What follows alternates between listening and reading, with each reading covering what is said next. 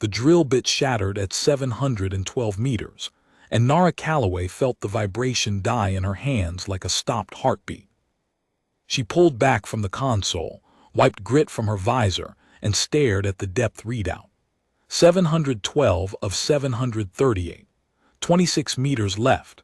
26 meters of compressed mineralite and fractured quartz separating her bore shaft from 73 Velithri miners who had not transmitted in 9 hours.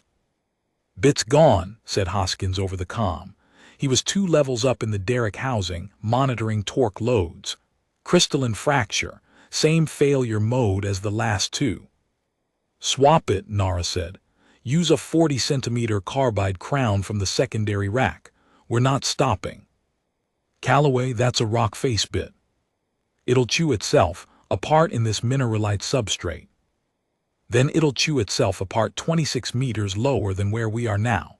Swap it." Hoskins went quiet. She heard the clank of the rack cycling, the whine of the pneumatic arm extracting the ruined bit from the shaft collar. Around her, the surface platform of Outpost Cathara 9 hummed with emergency lighting. The main power grid had died with the collapse. Everything above ground ran on the portable fusion cell her team had hauled from the shuttle, a unit rated for field hospitals, not deep-bore mining rescue. They were pulling more current than it was designed to deliver, and the thermal venting on its casing glowed a dull amber that nobody wanted to look at. Nara looked at it anyway. She had been looking at things nobody wanted to look at for 19 years in the Terran Rescue Engineering Corps. Crushed habitat modules on Io, flooded transit tunnels beneath New Vladivostok Station, a cargo freighter folded in half by a failed docking clamp at Port Gareth, with 200 passengers sealed inside the wreckage. She had drilled, cut, braced, and pried her way into every one of them, and she had brought people out alive. This time the people were not human. That made no difference to the drill. The Velithri were a silicate-based species. Tall, angular, their bodies a lattice of crystalline mineral threaded with bioluminescent neural filaments that pulsed in soft blues and ambers when they spoke. They mined the deep strata of worlds like Cathara 9 because the mineral substrates were chemically compatible with their physiology. They could metabolize raw silicate the way humans metabolized carbohydrates. The tunnels they carved were not just workplaces. They were kitchens, nurseries, living quarters. A Velithri mining colony was a city turned sideways and driven into the rock. 12 hours ago, the lower gallery of Cathara 9 had collapsed. A seismic event not large, barely a 3.2 on the local scale, had found a fault line that the original geological survey had missed. 700 meters of tunnel ceiling had pancaked downward in a cascade that took 11 seconds to complete. The upper galleries survived. The lower gallery, where 73 miners had been working the deep face, was sealed behind a wall of compressed rubble that the Velithri's own boring equipment could not penetrate from either side. The Velithri had sent a distress signal. It went to their regional mining authority first, then to the Compact's Emergency Coordination Bureau, then to 3 separate species with deep mining capability. The responses came back in order. The mining authority could dispatch a geological assessment team in 48 hours. The Compact Bureau logged the incident and assigned a priority tier. The 3 mining-capable species offered sympathies and timeline estimates ranging from 6 days to 2 weeks. None of them could drill 700 meters of mineralite in less than a week. The substrate was too dense, too abrasive, too threaded with crystalline veins that destroyed conventional boring equipment. The Velithri knew this because it was their own specialty, and even their own rigs could not cut through from the surviving upper gallery. The angle was wrong. The remaining structure too fragile to support a heavy rig without triggering a secondary collapse. 73 miners, 11 hours of breathable atmosphere remaining at the time of the distress signal. By the time the first assessment team arrived, the air would have been gone for 37 hours. Nara's team had been in system. The TREC patrol cutter Resolute had been running a standard rescue readiness rotation, through the outer Cathara sector, a human initiative that the compact tolerated without enthusiasm, and the Velithri mining guilds had never formally requested. The distress signal reached Resolute's comm array 18 minutes after transmission. Nara had read the geological data on the shuttle ride down and known three things.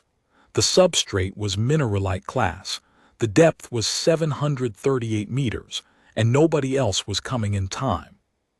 She had told Captain Vasic to put her team on the ground with the deep-bore rig, the portable fusion cell, the emergency medical kit, and every replacement drill bit in the ship's stores. Vasic had looked at the geological profile and said, "That substrate will eat our bits." "Then we bring all of them," Nara had said. Vasic had studied her face for a moment, the flat, certain expression of someone who had already calculated the odds and decided they were irrelevant. He had served with Nara for 6 years. He knew that expression. It meant the mission was happening whether the numbers supported it or not, and the best thing he could do was clear the path and stay out of the way. "I'll have the shuttle loaded in 20 minutes, he said. "Machine shop starts fabricating replacement bits immediately. First batch delivered to the surface within 3 hours. Make it 2. 2 copy." They had brought all of them. The shuttle descended through Cathara 9 thin atmosphere in a controlled burn that rattled the cargo pods against their restraints and left frost crystals on the cockpit canopy. Nara watched the surface resolve through the forward viewport, a gray-brown plateau of exposed mineralite, veined with darker mineral deposits that looked like river systems frozen in stone. The outpost was a cluster of low structures built into the rock face Velithri architecture, designed to merge with the substrate rather than sit on top of it. Half the structures had collapsed. A dust plume still hung over the northern end of the compound, where the main access tunnel had caved, a cloud of fine mineralite particles suspended in the thin air like smoke from a fire that had gone out hours ago, but refused to clear. 47 drill bits of varying composition and diameter, packed into 3 cargo pods that the shuttle pilot dropped onto the outpost landing pad with a precision that left scorch marks on the concrete but no damage to the equipment. Nara's team herself, Hoskins, 2 bore technicians named Patel and Mwangi, and a structural engineer named Falk, had assembled the rig in 91 minutes on a platform that the Velithri surface crew had cleared by hand, pulling rubble with their own crystalline fingers until the rock face was exposed. The clearing had taken them longer than it should have, not because the work was difficult. The Velithri were miners, moving rock was what they did, but some of them had stopped partway through, their lattices dimming to near darkness, their hands resting flat against the rubble as if listening for something beneath it. They were listening. The stone carried sound, and in a Velithri mining colony, the stone carried voices. What they heard or failed to hear from 700 meters below told them things that Nara's instruments could not. The silence from the deep gallery was not silence to them. It was the absence of a frequency they had lived inside all their working lives. The absence of family. The Velithri site coordinator, a tall figure named Sheathrai whose body pulsed a deep, steady amber, had watched them assemble the rig. She had not asked whether the humans could do it. She had not asked why they had come. She had stood at the edge of the cleared platform with her hands folded against her thorax and watched the rig go up with an expression that Nara could not read on a crystalline face but recognized in the posture. The rigid stillness of someone who has stopped hoping and is watching anyway. Nara had walked over to her before the first bore began. "How many below?" 73. Sheathrai's voice was a resonant hum, produced by vibrations in her crystal lattice rather than vocal cords. The last transmission was fragmentary. The gallery is intact but sealed. They have air recyclers rated for the standard shift rotation, not for entombment. "What's the clock?" "At current consumption rates, 11 hours from the time of collapse. That was 3 hours ago." 8 hours. Nara had looked at the depth reading 738 meters and done the math. Their deep-bore rig could cut mineralite-class substrate at roughly 90 meters per hour under optimal conditions.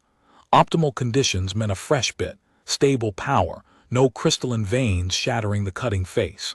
In reality, with bit changes, power fluctuations, and the substrate fighting them every centimeter, she estimated 60 meters per hour, maybe 50. 738 meters at 50 meters per hour was just under 15 hours. They had 8. "We'll need to push the rig harder than rated," she had told Hoskins. "Continuous bore, no cooling intervals.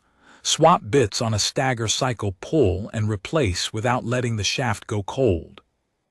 That'll burn through our entire stock. That's why we brought all of them." Hoskins had looked at her the way he always looked at her when she said things like that, not with doubt, but with the weary acceptance of a man who had been through enough of Nara Calloway's rescues to know that arguing with her about what was possible was itself a waste of time. He started calibrating the bit swap sequence.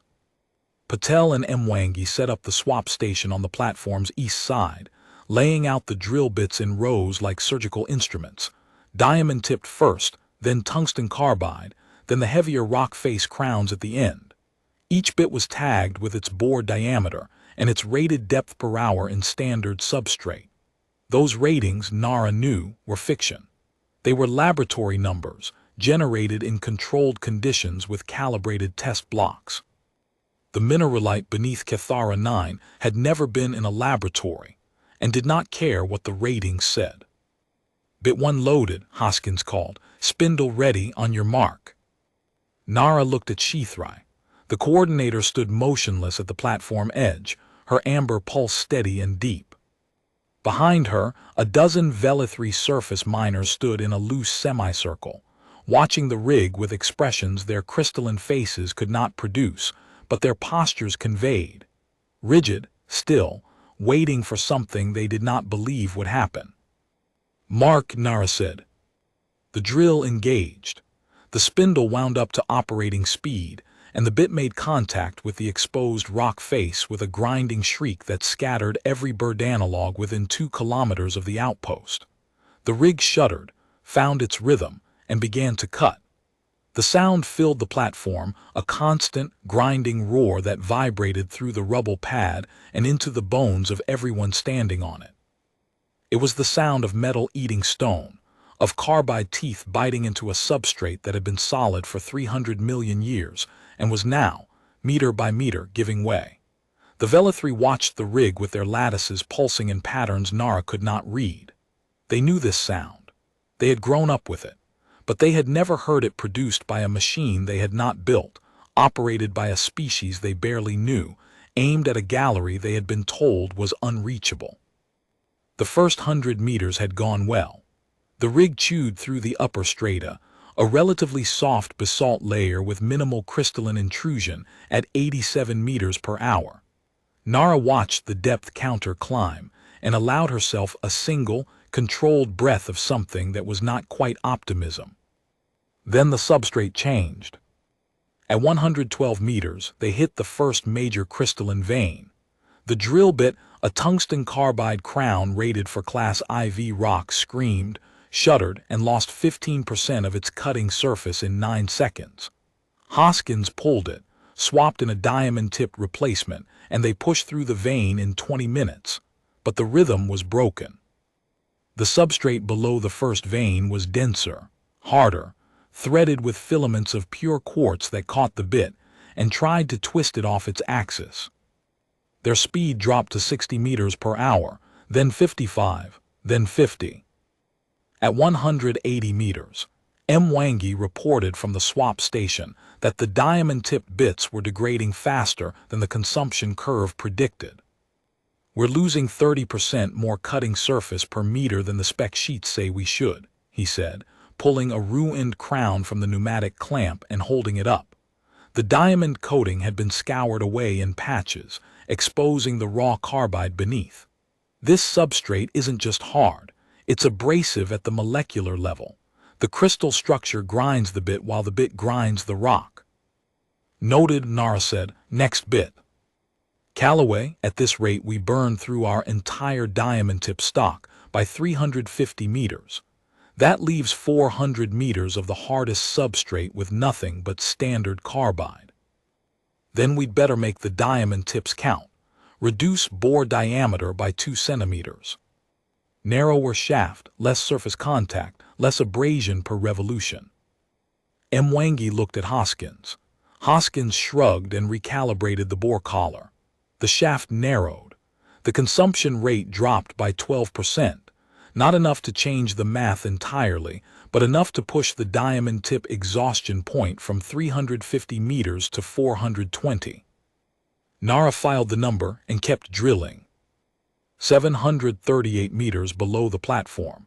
Keith's eyes counted heads for the 14th time since the ceiling came down. The gallery foreman moved slowly through the dark. His lattice dimmed to a faint amber thread to conserve metabolic energy. The emergency lamps had failed 90 minutes after the collapse. Their power cells were designed for short-term illumination during shift transitions, not for sustained use during entombment. What remained was the glow of Velethri bodies, 73 lattice structures pulsing in low, steady rhythms that cast just enough light to see faces, hands, the rough contours of the sealed gallery walls. The gallery was a long rectangular chamber, 200 meters from end to end, 15 meters wide and 8 meters high at the crown. The collapse had sealed both access tunnels, the main passage at the northern end, buried under an estimated 40 meters of compressed rubble. The auxiliary shaft at the southern end crushed entirely when a support column failed. The gallery itself was structurally intact. The arched ceiling, carved from solid mineralite by Velethri boring teams over 3 decades, had held, but holding was all it could do.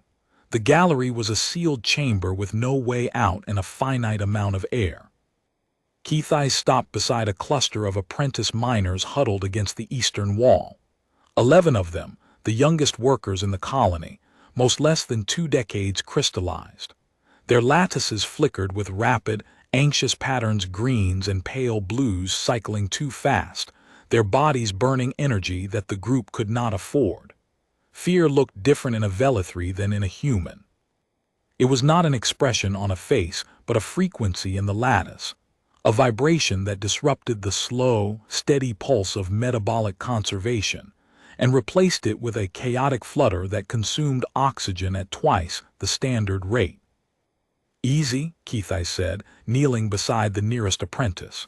He placed his hand on the young miner's shoulder, and his own lattice shifted to a slow, deep amber, the resonance of calm, the frequency that senior miners used to stabilize panicking workers in tunnel incidents. "Match my pulse. Slow. The stone is still good." The apprentice tried. His lattice stuttered, caught, then began to slow, pulling into rough alignment with Keith's steady amber. Not perfect, the young miner's coherence wavered every few seconds, but enough to reduce his oxygen consumption by a meaningful fraction. Keith's moved to the next apprentice, and the next, working down the line, placing hands on shoulders, feeding resonance into frightened bodies. This was what foremen did, not in the manuals, not in the guild training modules, in the stone. He had organized the synchronization 40 minutes after the collapse, once the initial shock had passed. Deep synchrony was a survival mechanism encoded in Velethri physiology, an evolutionary inheritance from a time when their ancestors had lived in sealed mineral formations, where atmospheric pockets were finite, and the ability to slow metabolic demand meant the difference between survival and suffocation. It required coordination. Every Velethri had to match their lattice frequency to within a narrow band, too far apart, and the metabolic reduction failed. Too close and the resonance could trigger a feedback loop that damaged the smaller, less crystallized workers. Keith placed the senior miners at the center of the formation, their deep, steady pulses forming the harmonic backbone, and arranged the apprentices at the periphery where they could be pulled into alignment by the stronger resonances around them. The group's collective oxygen consumption dropped to roughly 40% of normal, but the apprentices were struggling. The youngest a miner named Terethes, barely old enough for guild certification. His lattice, still more mineral than crystal, kept drifting out of coherence, his frequency spiking as his body fought the enforced slowdown. Each spike consumed a burst of oxygen the group could not afford. Above, at 200 meters, Nara paused the drill for 60 seconds to let Falk run the first structural integrity check. Sonar returned clean, walls intact, no microfractures, bore alignment within tolerance. Falk gave a thumbs up and Nara resumed. While the shaft was quiet, she redid the math. At 50 meters per hour, roughly 11 hours of drilling remained. They had 6 hours of air below, possibly less. She called Vasek on the Resolute. I need more bits. Everything you have in stores. You took everything in stores, Calloway. Then fabricate more. Run the machine shop around the clock. Carbide crowns, diamond-tipped, 40-centimeter bore. Shuttle them down as fast as you make them.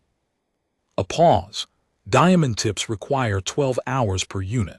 Carbide I can do faster, maybe 90 minutes per bit if I dedicate both lathes. Then dedicate both lathes. And find anyone on that ship who's ever worked a machine shop. Pull them off whatever they're doing. First batch in 2 hours.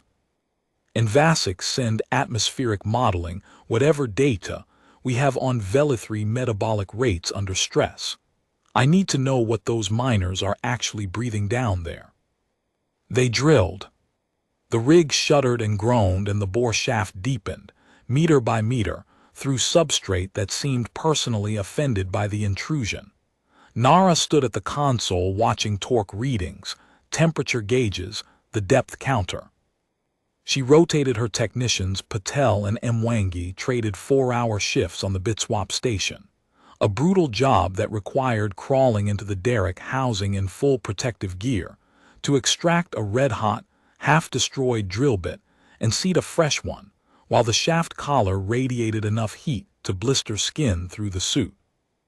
At 210 meters, the rig's primary coolant pump stuttered. The flow rate dropped by 1/3 before the pump recovered, and for 11 seconds the drill bit ran without adequate cooling. The temperature spike cost them 3% of the cutting surface on a diamond-tipped crown that was already halfway through its rated life. Hoskins traced the stutter to a clogged intake filter. Mineralite dust from the bore shaft had backwashed into the coolant circuit and partially blocked the flow path. He flushed the filter in 40 seconds, rigged a secondary screen from a piece of cargo mesh to prevent recurrence, and called it good.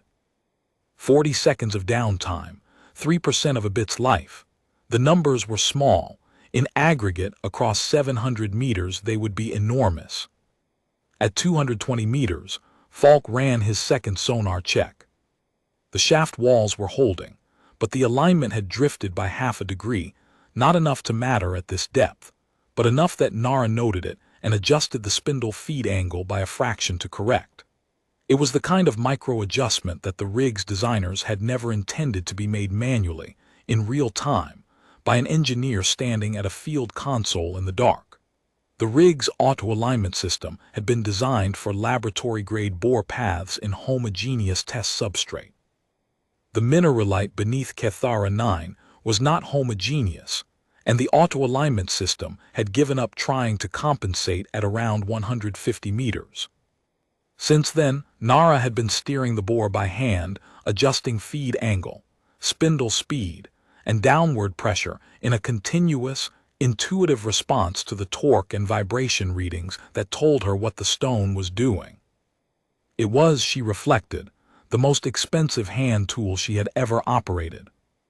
At 240 meters, one of the Velithry surface miners approached the rig and stood watching Patel work.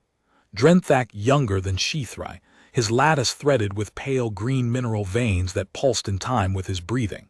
He watched Patel extract a ruined bit, and his hands moved involuntarily, mimicking the motions.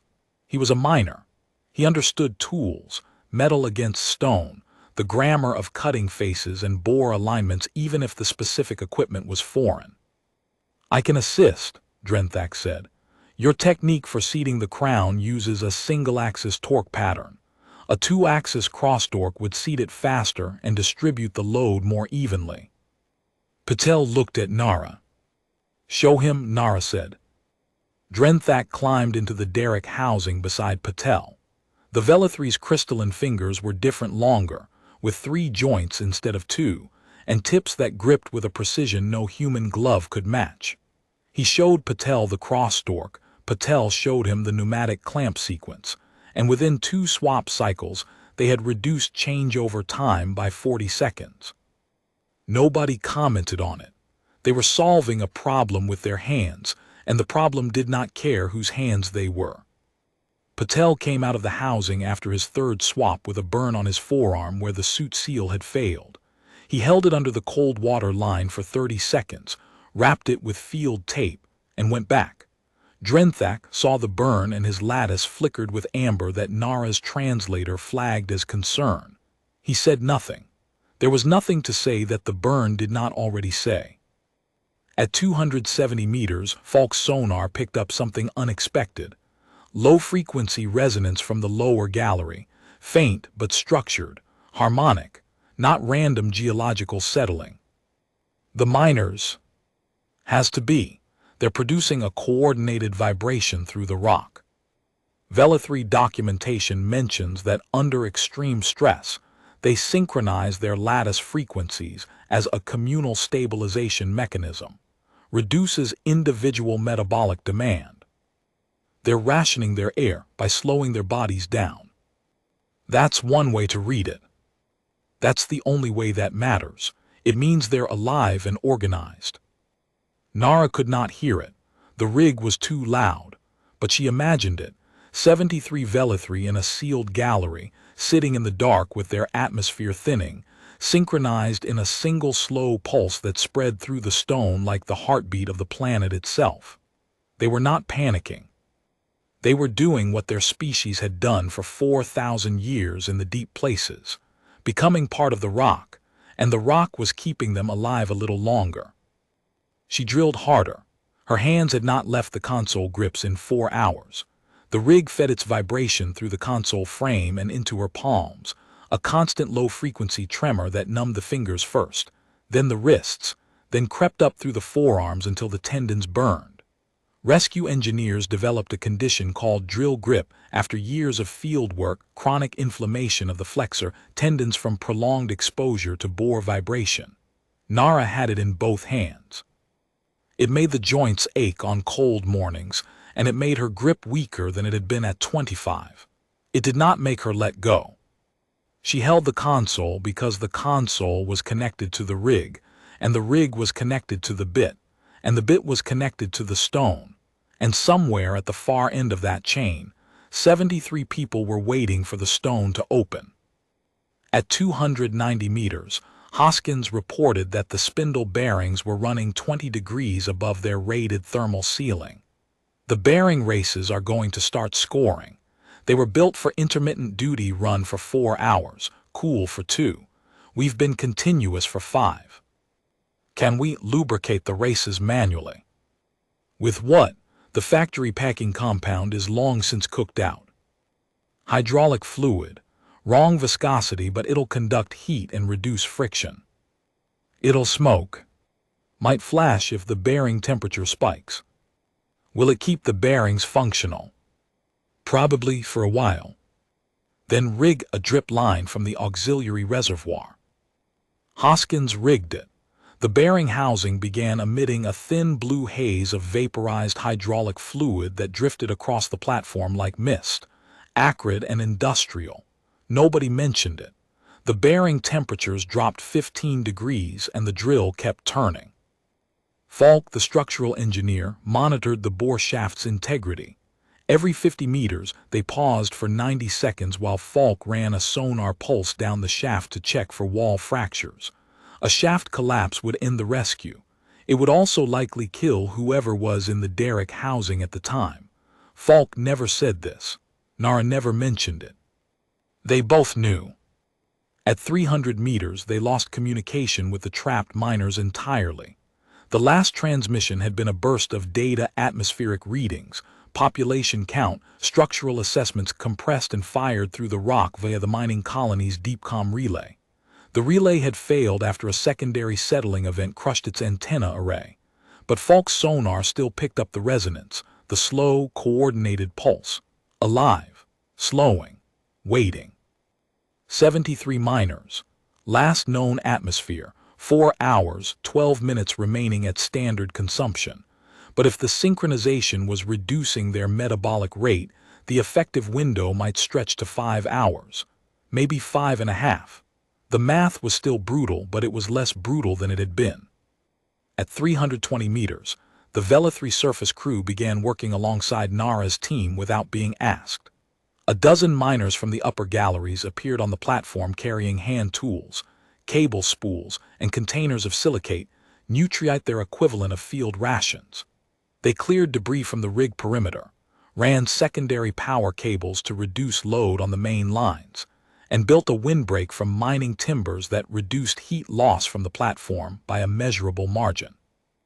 One of them, a young Vela-3 whose lattice pulsed in rapid, anxious greens, stationed herself at the cargo winch and began pre-staging drill bits in the order Mwangi called for them, cutting his retrieval time by 30 seconds per swap.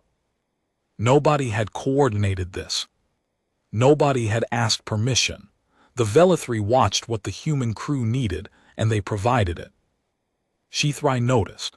She stood at the platform edge and watched her people working beside the humans, and her amber pulse deepened until it was nearly gold. She said nothing, but she began relaying information to Nara without being asked. Substrate density estimates from the Guild's deep scan archives, fault line predictions based on the original geological survey, heat dissipation coefficients for the mineralite layers ahead. Data that made the difference between drilling blind and drilling informed. Nara used every piece of it. At 350 meters, a comm signal arrived from the Compact's Emergency Coordination Bureau. An administrative coordinator species designation Telmari, insectoid, 2 sectors away, had processed the Cathara 9 incident through their standard response matrix and produced a preliminary assessment.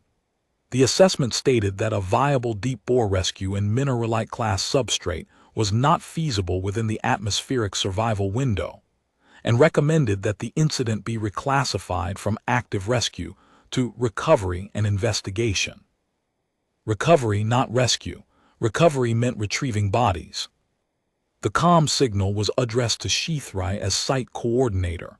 She read it, said nothing, and filed it without forwarding it to Nara's team.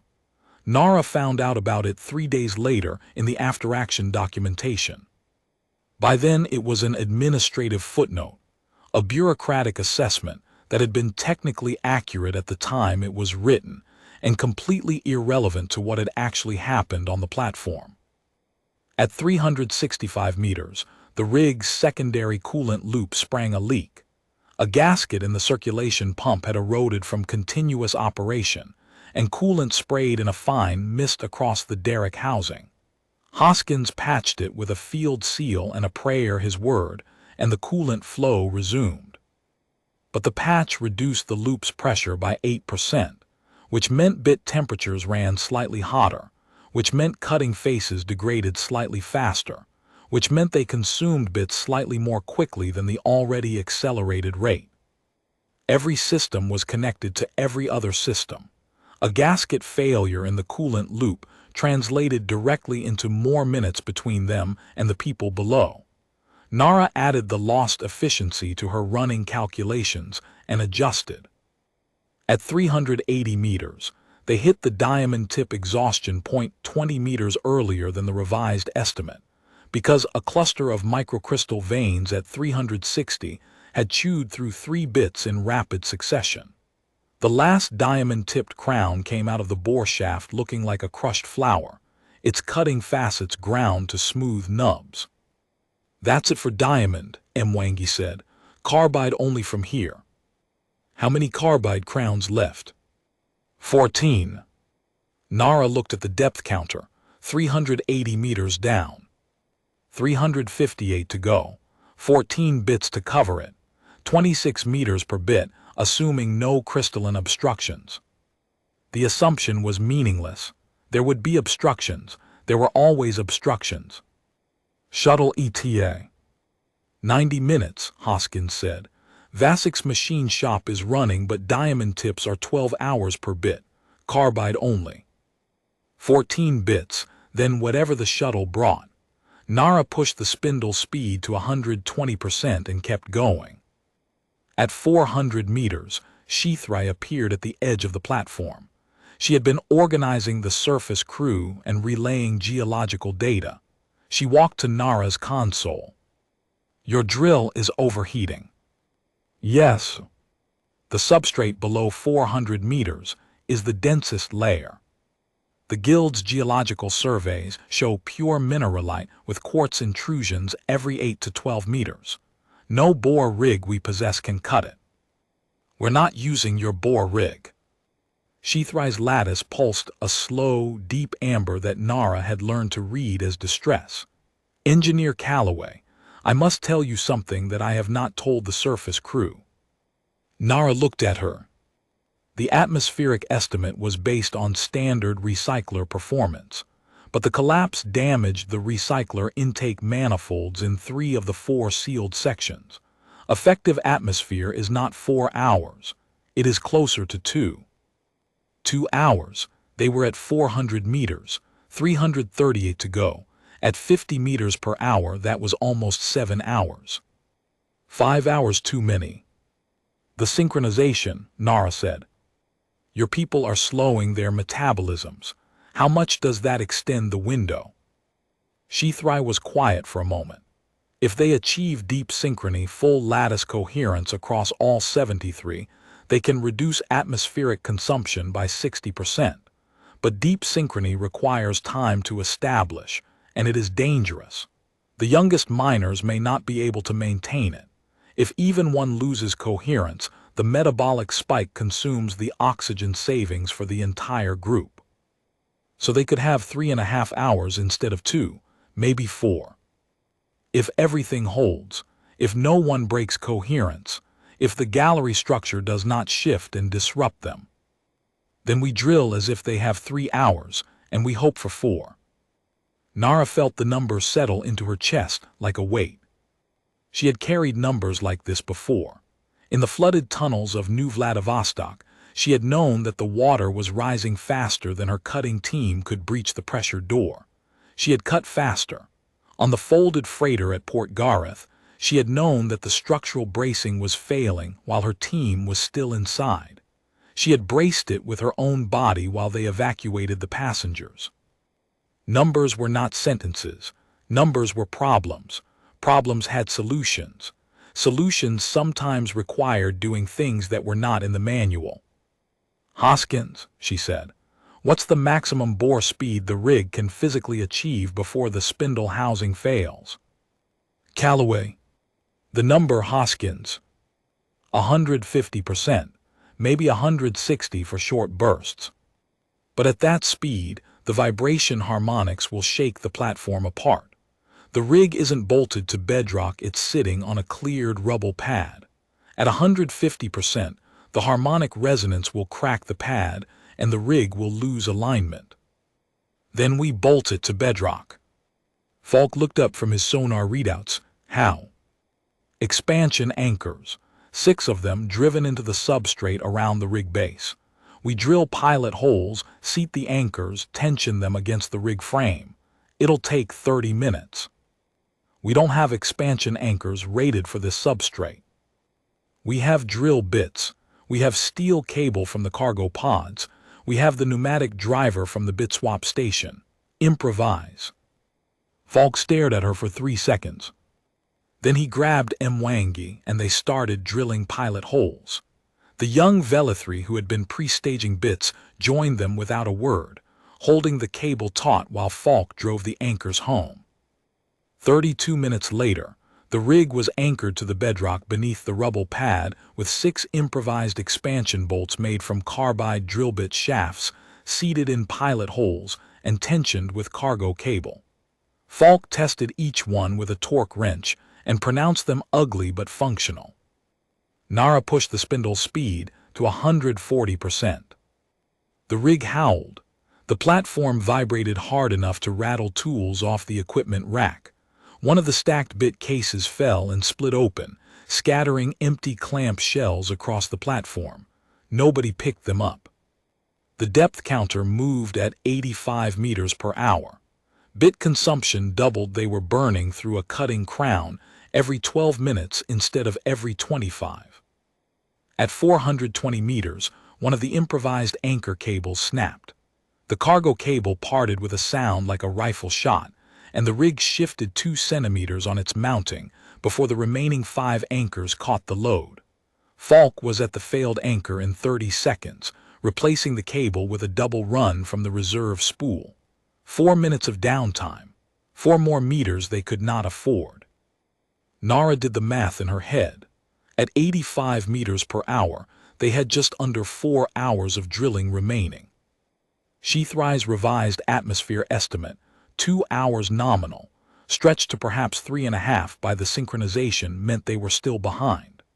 The only thing keeping them in the race was the possibility that the Vela-3 miners would push their deep synchrony further than the data said was safe.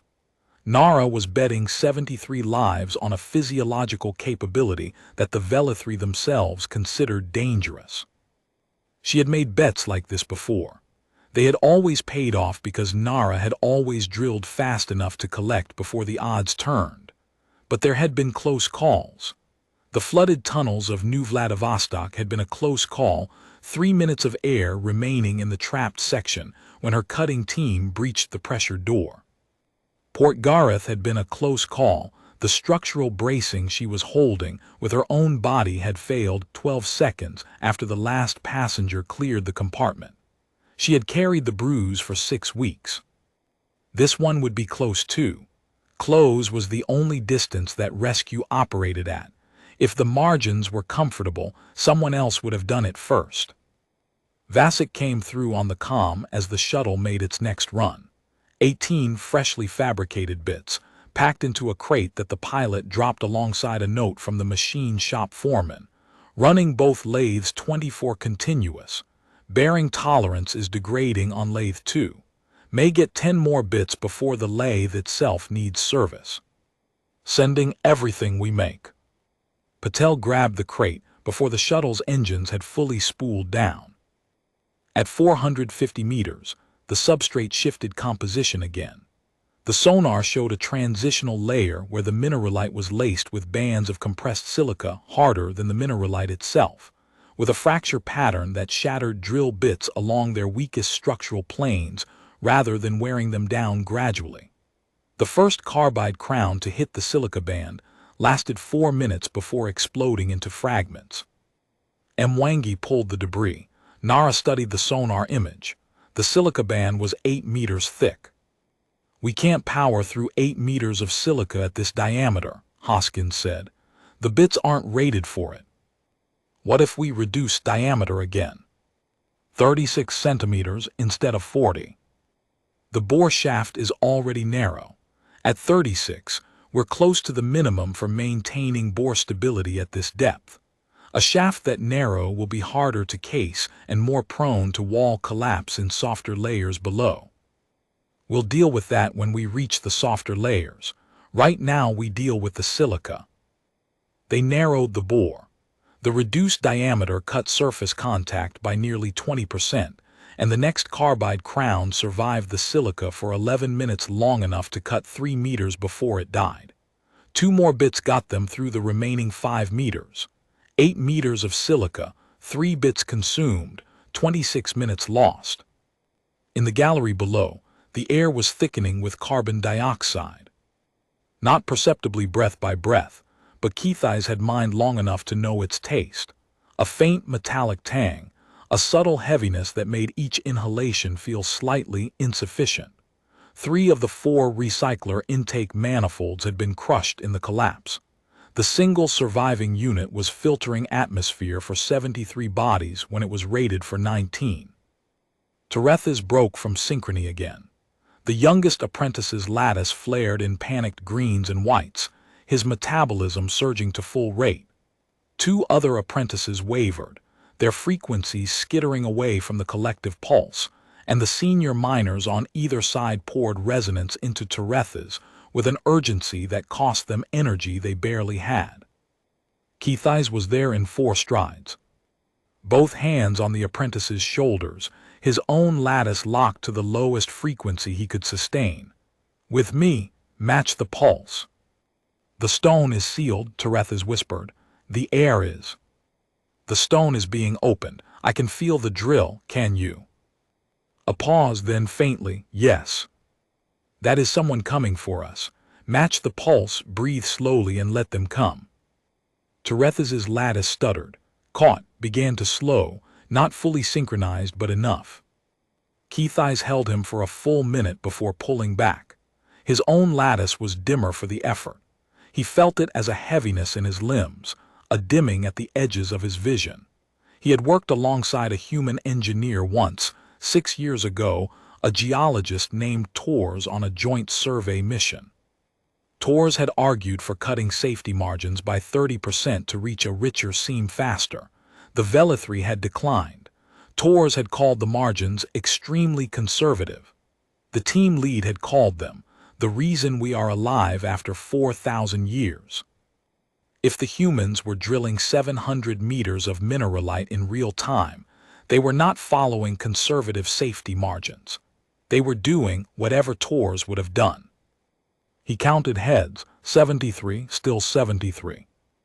In the gallery, Keith's felt the vibration pattern change twice in rapid succession, the drill stopping, the brief silence that meant a bit swap, the drill resuming at a slightly different frequency.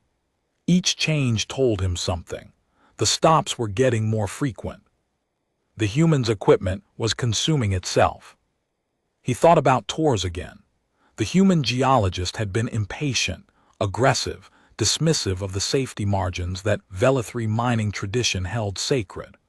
But Tors had also been the only member of the joint survey team who had stayed at the drill face for 18 consecutive hours when the pilot bore had deviated and needed correction. The other team members had rotated.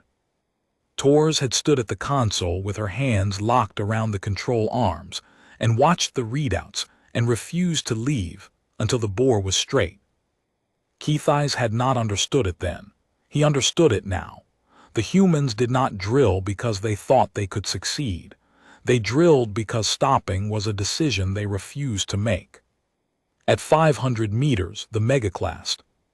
The drill bit struck a crystalline formation the size of a ground vehicle embedded in the mineralite. The rig lurched sideways 3 centimeters. Hoskins killed the spindle. Quartz megaclast, Falk said. 4 meters across, solid crystal, can't bore through it. Can we go around it? Directional deviation adds 40 meters. We'd need a steerable assembly we don't have. Through it was impossible. Around it was too far. What's the fracture threshold of quartz at this pressure? Falk blinked. High you'd need. A shaped charge. Calloway, we're running a rescue bore. The shock wave could trigger a secondary collapse in the gallery. Not if the charge is shaped correctly and tamped with bore cuttings. Small charge fracture the megaclast into fragments the bit can handle. We're not blasting, we're cracking. She rigged the charge herself. A small loop of cutting cord from the emergency kit, packed into the bore shaft with a tamping rod, surrounded by compressed bore cuttings to channel the blast energy inward.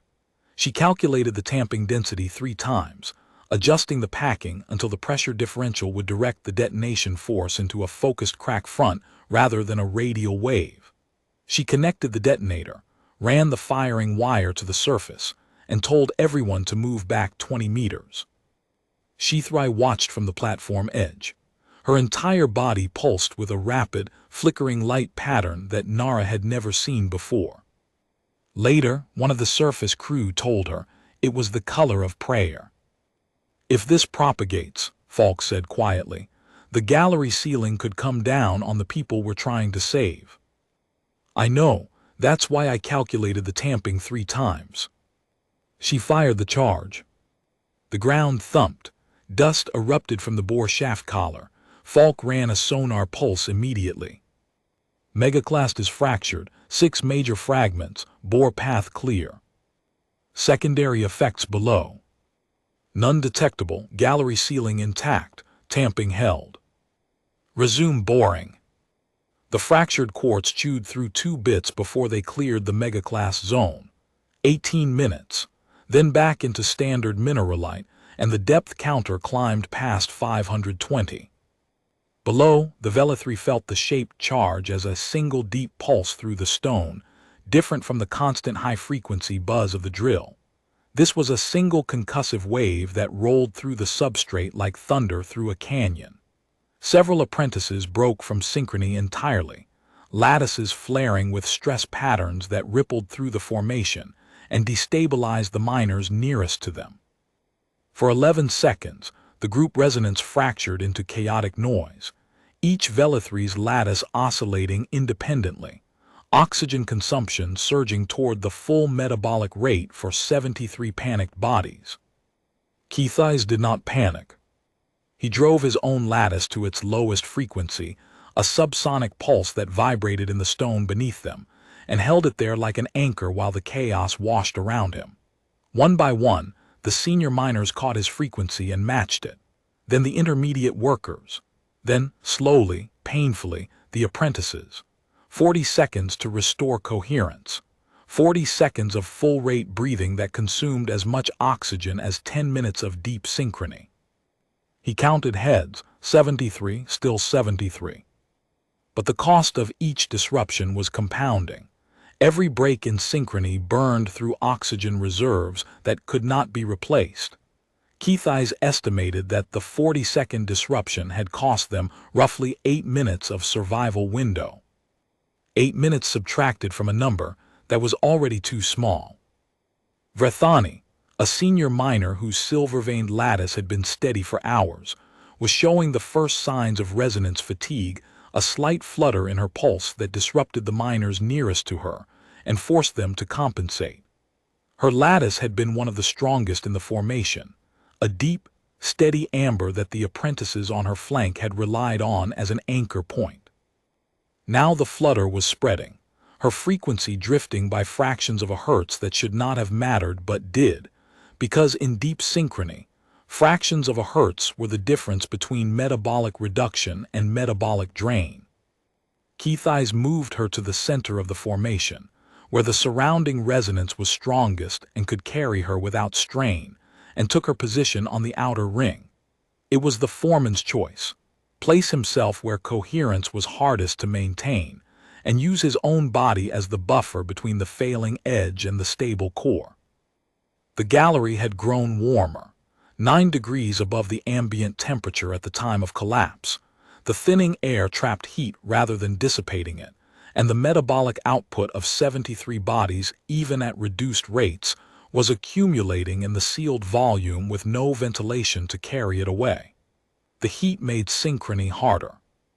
The Vela-3 lattice was thermally sensitive. Above a certain temperature threshold, the neural filaments became less responsive to external resonance, making it harder for struggling miners to match the group frequency.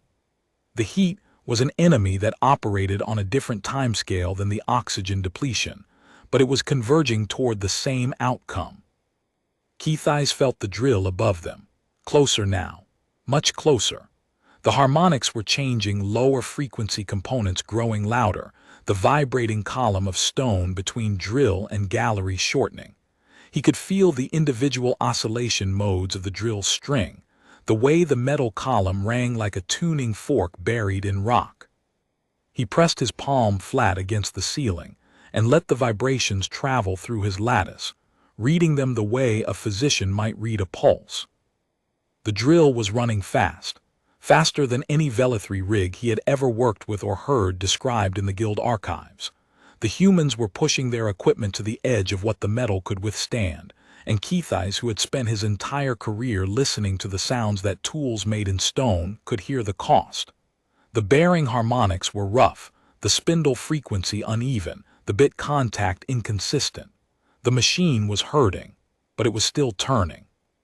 He pulsed a message through the lattice network: closer, They are closer. The response rippled back from 72 bodies, a low, synchronized pulse of acknowledgement. We know we hold. On the surface, the depth counter climbed past 530, 540. At 542 meters, Hoskins called from the derrick housing with a new problem. We're getting bore deviation. The shaft is drifting 2 degrees off vertical. If it keeps drifting, we'll miss the gallery target by 6 meters. Nara checked the sonar. The deviation was caused by an asymmetric density gradient in the substrate. One side of the bore face was harder than the other, deflecting the bit laterally with each revolution. At this depth, 2 degrees of drift translated into a significant horizontal displacement at the gallery level. Can we correct it? Not with a straight bore rig. We'd need a steerable bit assembly to counteract the drift, and we don't have one. I know. She studied the sonar image, tracing the density gradient with her finger. The harder material was on the eastern side of the bore face. What if we reduce spindle speed and increase downward pressure? The bit will cut more aggressively on the softer western face, which should push the shaft back toward vertical. That's not how bore correction works, Calloway. You can't steer a straight rig by. We're not steering it. We're exploiting the density differential. The softer face will yield faster under increased pressure, which biases the bore path away from it back toward the harder material, back toward vertical. It's not elegant, but it should reduce the drift rate. Hoskins was quiet for a moment. Then, I'll adjust the feed pressure, but if the bit loads up on the hard side and stalls, we'll lose another crown. Then we lose a crown. We have crowns. We don't have lateral correction. The adjustment worked imperfectly. The drift rate slowed from 2 degrees per 50 meters to roughly half a degree, which brought the projected gallery intercept back within acceptable range. Nara watched the sonar returns after each correction check, tracking the bore path against the gallery target, and each time the deviation shrank, she felt a fraction of the tension in her chest release. Not much, but enough. At 550 meters, the shuttle from Resolute arrived with 18 freshly fabricated carbide crowns and a thermal management module that Vasic's engineering team had pulled from a backup power system. Hoskins installed the cooler in 11 minutes. The fusion cell's thermal margin improved by 18%. Patel met the shuttle pilot on the landing pad and grabbed the bit crate before the engines had fully spooled down. The pilot, a young lieutenant named Carrera who had made 3 runs to the surface in 9 hours, handed over a second container, medical supplies that Okoro's team had packed for the eventual evacuation. Carrera looked at the rig, at the glowing fusion cell, at the blue haze of vaporized hydraulic fluid drifting across the platform, and at Patel's burned forearm. "What do you need?" Carrera asked. Patel thought about it for half a second. "More bits, always more bits." Carrera nodded and lifted off. The shuttle would be back in 90 minutes with whatever the machine shop could produce. At 570 meters, the gearbox began to protest. Hoskins reported a vibration in the secondary reduction gear that was growing with each revolution, a harmonic that indicated tooth wear on the drive pinion. The gearbox was not a component that could be field repaired. If the pinion teeth stripped, the spindle would lose its drive connection, and the rig would become an elaborate piece of sculpture. "How bad?" Nora asked. "The vibration amplitude is doubling every 20 minutes. At this rate, we've got maybe 90 minutes before the teeth round off enough to start skipping under load."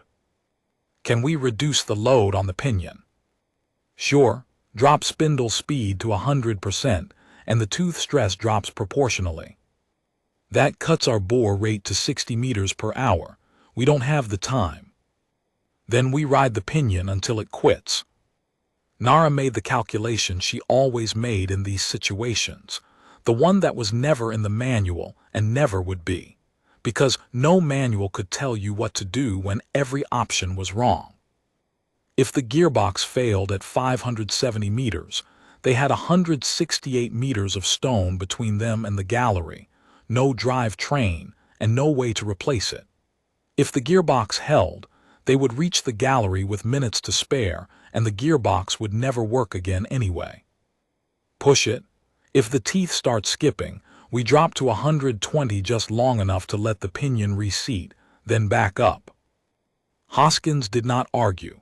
He monitored the vibration and called out the amplitude every 5 minutes, and each time the number was higher, and each time Nara acknowledged it and kept drilling. It was the same conversation they had been having all day, in different forms, about different components. Everything on the rig was dying. The only question was whether it would die after the job was done or before. At 580 meters, the pinion teeth skipped under load. The metallic bark ran through the rig frame and the spindle's speed dropped by 30% in a fraction of a second. Hoskins caught it drop to 120% for 10 seconds, felt the teeth re-engage, then pushed back up. The gearbox vibration was worse after the skip. The teeth had rounded further, but they were still engaged, still transmitting torque from the motor to the spindle, and the bore shaft was still deepening. Nara stood at the console and watched the depth counter move. 582, 584. Each meter was a victory. Each meter was also one less meter of margin between the drill and the gearbox failure. One less meter of stone between the surface and 73 people whose air was running out in real time, while a human engineer with blistered hands and numb fingers watched numbers change on a screen and refused to let them stop. She thought about what Sheathrai had told her, that the Vela-3 deep language was designed to be heard through stone, that the species had evolved in deep mineral formations, sealed in stone, breathing finite air, surviving by synchronizing their metabolisms and becoming part of the rock around them. 4,000 years of mining meant 4,000 years of collapses, entombments, rescues, and losses. The Vela-3 did not mine because it was safe. They mined because the stone was part of them and they were part of the stone, and the risk of being sealed inside it was the price of living with it. Humans had a word for that kind of relationship. Nara could not think of it. She was too tired, but she recognized it in the posture of the Vela-3 surface crew who had worked beside her team without being asked, in the steady pulse of Sheathrai's signal broadcasting into the rock, in the resonance from below that was fading but had not stopped. The word did not matter, the drill mattered, the depth counter mattered. 588, 590. In the gallery, time had become something that Keithais could feel in the stone. The temperature had stabilized at 11 degrees above ambient, which was bad, and the carbon dioxide concentration had reached a level where even the Vela-3's silicate-based respiratory system was beginning to show strain. The miners breathed through lattice membranes that filtered atmospheric gases and channeled oxygen into their neural filaments. In clean air, the system was extraordinarily efficient. A Vela-3 could extract usable oxygen from atmospheres that would suffocate most carbon-based species. But carbon dioxide at these concentrations interfered with the filtration process, reducing the membrane's efficiency and forcing the body to work harder to extract the same amount of oxygen. The senior miners could compensate. Their lattice membranes were thick, developed over decades of deep mining work, and their neural filaments were robust enough to function on reduced oxygen input. The apprentices could not. Their membranes were thin and still developing, their filaments less resilient, and the rising CO2 was hitting them disproportionately hard.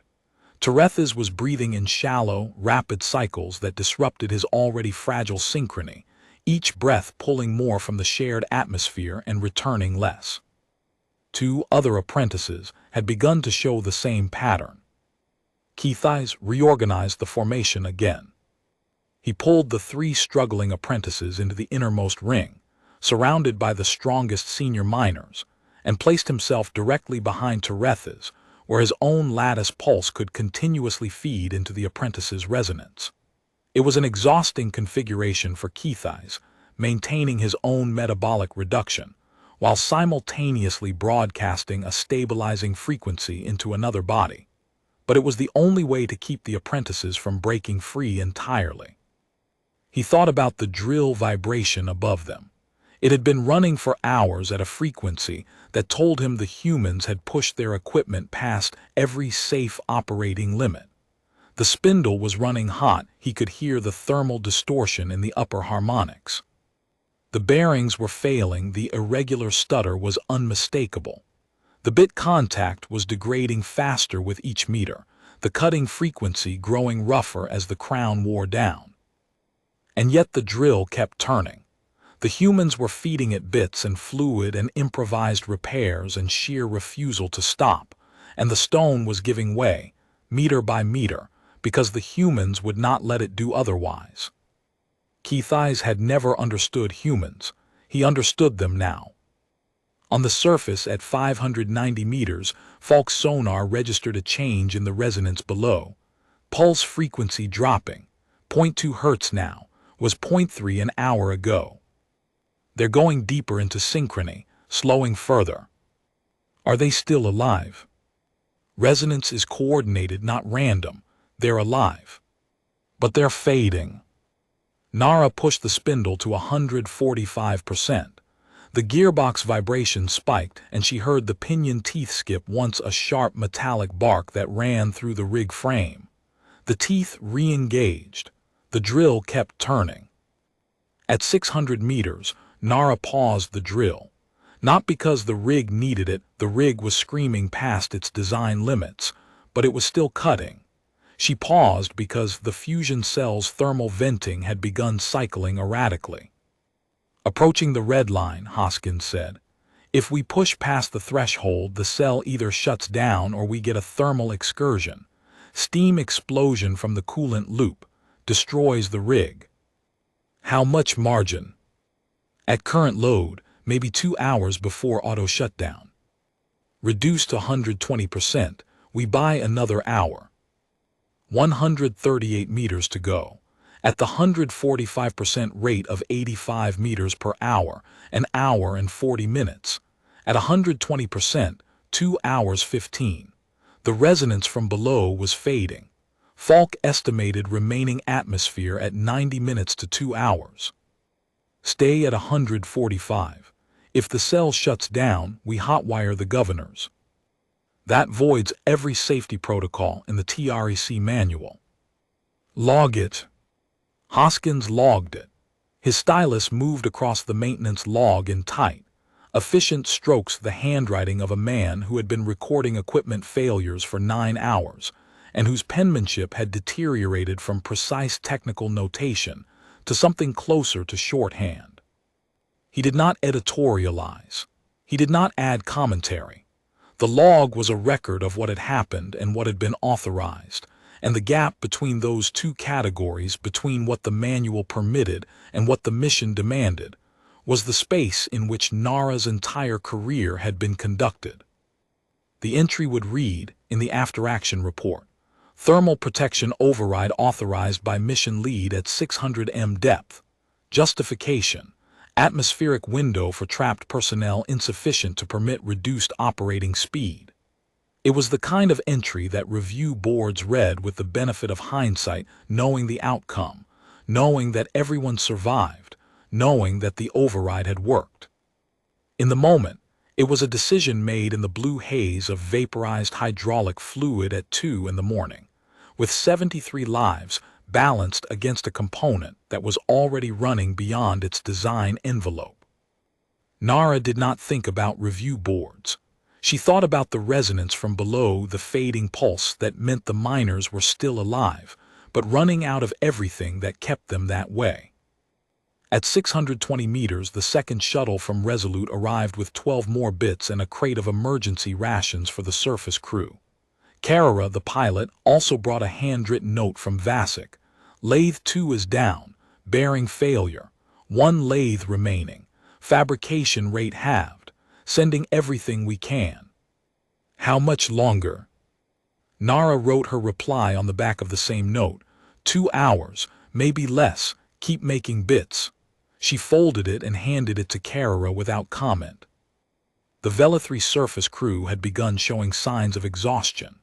The dozen miners from the upper galleries who had been supporting the operation since 320 meters had been working for nearly 8 hours straight, clearing debris, running cables, pre-staging bits, hauling supplies. Their lattices were dimmer than when they had arrived, the steady pulsing of well-rested Vela-3 bodies replaced by a slower, more erratic rhythm that indicated metabolic fatigue. Several of them had moved to the edges of the platform and sat down, their backs against the windbreak they had built, their hands resting on their knees. They were not sleeping. Vela-3 did not sleep the way humans did. Their rest state was a slow metabolic reduction similar to the synchrony the trapped miners were using, but controlled and voluntary. They were conserving energy while remaining alert, ready to move if the operation needed them. One of them, the young female who had been pre-staging bits since the beginning, had not rested. She was still at the cargo winch, her lattice flickering with the pale, rapid greens of fatigue and anxiety, her crystalline fingers sorting the fabricated bits from the shuttle into the order that Mwanga's call pattern demanded. She had been doing this for 8 hours. Nara did not know her name. Nobody had introduced her. She had simply appeared, assessed what was needed, and provided it, and she had not stopped. Nara made a mental note to find out her name. Later, after. The wind picked up across the platform. Cathara 9 thin atmosphere did not carry much force, but at altitude, even a weak wind sapped heat from exposed equipment and personnel. The windbreak the Vela-3 had built was holding on 3 sides, but the fourth, the direction the rig faced, was open to allow access to the bore shaft collar. The wind threaded through that gap and carried the blue haze of vaporized hydraulic fluid away from the rig, in a long, trailing plume that Nara could see when she turned from the console. It stretched 50 meters across the plateau, thinning as it went, dissolving into the gray air of the planet's surface. It looked like the exhaust trail of a machine that was burning itself alive, which, she reflected, was exactly what it was. At 660 meters, the bore shaft wall failed. Falk's sonar alarm sounded. A microfracture network had propagated through the shaft wall at the 400-meter level, where the substrate transition from mineralite to silica had created a stress concentration. The fractures were not large, but they were growing. If they reached the shaft diameter, a section of wall would collapse inward, blocking the bore path and potentially trapping the drill string. "How long before we lose the shaft?" Nara asked. "At current vibration levels. Maybe 40 minutes. The fracture propagation rate is accelerating." "Can we stabilize it?" "If we had casing pipe, yes. Run a section of steel casing down to the fracture zone, brace the walls, keep drilling. But our casing stock is..." "On the Resolute, I know," she keyed the comm. "Vasic, I need 6-meter sections of 20-centimeter steel pipe. Everything you have. Shuttle them down immediately." "What happened?" "Shaft wall failure at 400 meters. If I don't case it in the next 30 minutes, the bore collapses and we start over." "You can't start over. You don't have time." "I know that, Vasic." "Send the pipe." The shuttle launched 14 minutes later with 8 sections of pipe that Vasic's crew had cut from a decommissioned coolant run in Resolute's engineering bay. Not the right gauge, not the right alloy, not rated for bore shaft casing. But steel was steel. Falk and Drenthak lowered the pipe sections into the bore shaft on the cable winch, fitting them end to end through the fracture zone, while Nara held the rig in standby. The Vela-3 miner's crystalline fingers proved invaluable. He could feel the micro-fractures in the shaft wall through direct contact with the stone, guiding the casing sections into position with a precision that human hands and human instruments could not match. 23 minutes, the casing held, the fractures stabilized. Nara resumed drilling. They had lost 23 minutes and consumed 8 sections of pipe they had not planned to need.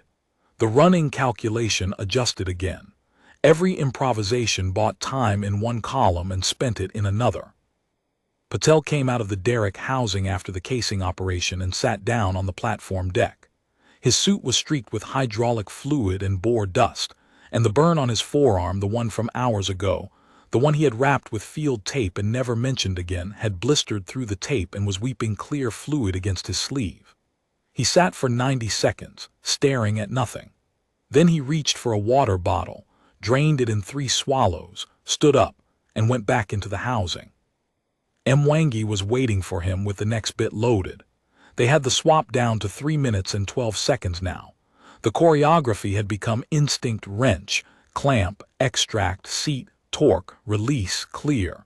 No words, no hesitation. Their bodies knew the sequence the way a musician's fingers knew a passage played 1,000 times. Drenthak, who had been assisting Falk with the casing operation, returned to the swap station and took up his position pre-staging bits. His green-veined lattice was showing stress patterns, now hairline fractures of light that indicated fatigue in a silicate body. But his hands were steady, and his timing was precise. He had been working alongside the humans for 9 hours, and in that time he had absorbed the rhythm of their operation, the way a miner absorbed the rhythm of a new stone face.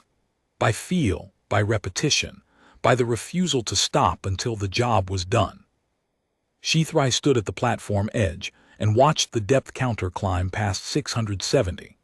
Her lattice had shifted from the deep amber of the early hours to something darker and more complex amber threaded with blue, the colors cycling in a slow pattern that Nara's translator flagged as ceremonial significance, without being able to specify what the ceremony was.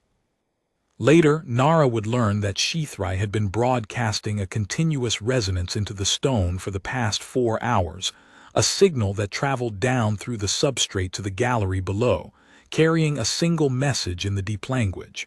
Above. We are above. Hold. It was not an efficient use of the coordinator's energy. It was not a guild protocol.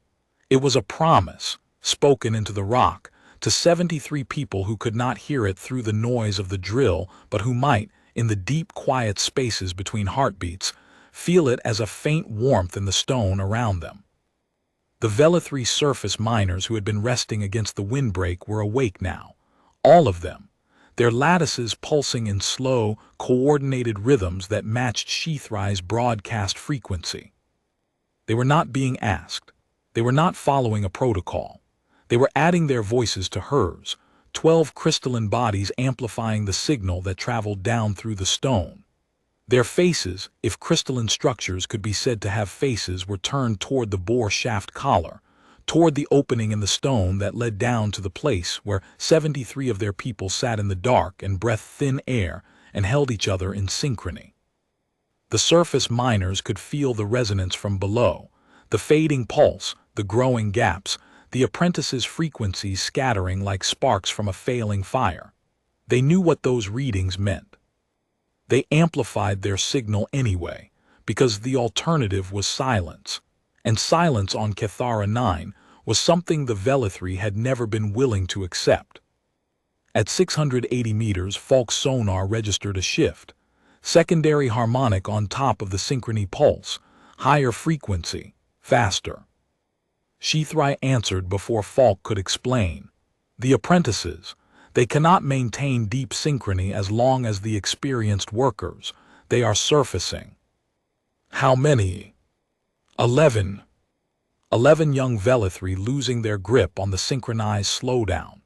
Each one who surfaced drew more oxygen, thinning the remaining air, potentially triggering a cascade. How long if the apprentices fully surface? Remaining atmosphere drops to perhaps 1 hour.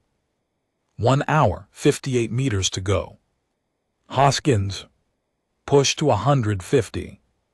At 150, probability of catastrophic spindle failure goes from low to meaningful. If a bearing seizes, we lose the drill. No backup spindle. If we don't push, the apprentices surface and we lose miners. 2 seconds of silence, then 150 committing.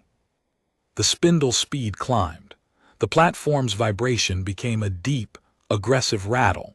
One improvised anchor cable twanged under load, stretching a centimeter before holding. The depth counter moved at 92 meters per hour. In the gallery, Terethas broke from synchrony for the third time.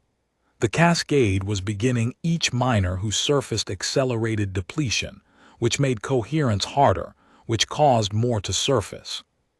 Keith's eyes could feel it in the formation. The steady amber pulse growing ragged, the apprentices' frequencies scattering, the senior miners straining to hold the core rhythm against the rising noise. Haldris, a veteran whose lattice had been rock-steady for hours, stopped pulsing entirely on his left side. Neural filaments in his arm and shoulder gone silent, not death, but conservation taken to the extreme. The Velithri body shutting down non-essential regions to preserve the core. When this was over, the damage might be permanent. Haldris did not move his left arm. He did not adjust his position. He continued to hold his contribution to the group resonance with what remained. Keith's eyes pressed his hand against the ceiling and felt the drill clearly now. Close enough that dust shook from the stone above. Close enough that he could distinguish the individual frequencies of the cutting face, the high whine of carbide on mineralite, the lower rumble of the spindle housing, the irregular stutter of a bearing running beyond its tolerances. The human's equipment was failing. He could hear it the way a miner heard a fracture forming in a load-bearing pillar. But it was still turning. At 700 meters, Nara felt the substrate change. Torque readings shifted. Vibration frequency altered. 11 hours of continuous drilling and her hands were numb, eyes burning, back locked with pain, but she knew substrate changes the way a surgeon knew tissue. Falk sonar now. He ran the pulse, stared at the return for 4 seconds. Void space at 738 meters. That's the gallery. Multiple thermal signatures clustered centrally. How many? Total heat signature, consistent with 65 to 75 Velithri. 73 went in. Consistent with all of them being present, resonance still there, weaker. 38 meters.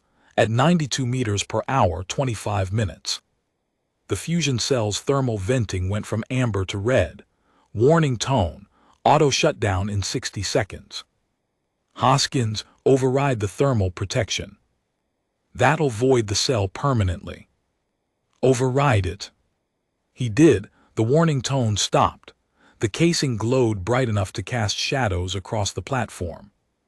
705, 710, 712.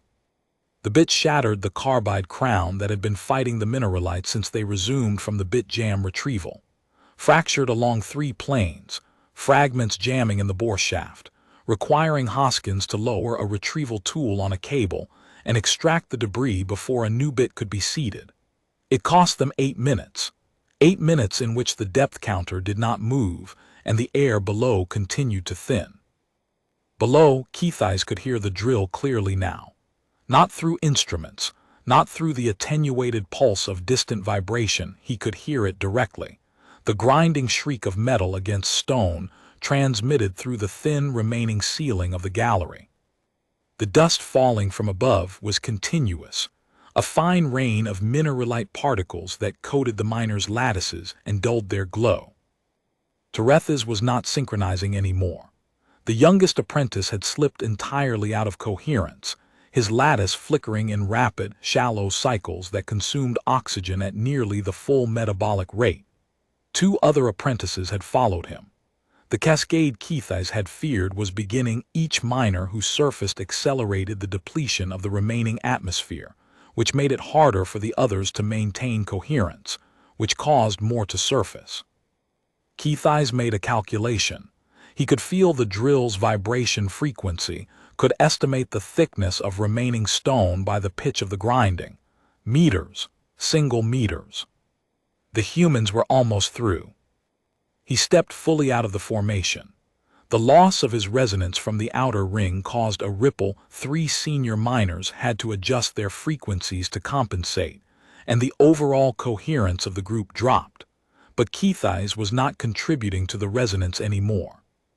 He was walking toward the ceiling, placing both hands flat against the stone directly beneath the drill, and pushing his own lattice frequency upward out of the slow, deep rhythm of synchrony, and into a higher register that he had not used in hours. It cost him. His metabolism surged, his body demanding oxygen that the thin air barely provided, his vision graying at the edges. But his lattice was strong. Decades of deep mining crystallization had built it thick and resilient, and the higher frequency he produced served a purpose. It traveled upward through the thinning stone, counter-resonant to the drill's vibration, carrying information. Not words, a frequency, a direction, a pulse that said, "Here, we are here, directly below you." On the surface, Falk's sonar caught the pulse.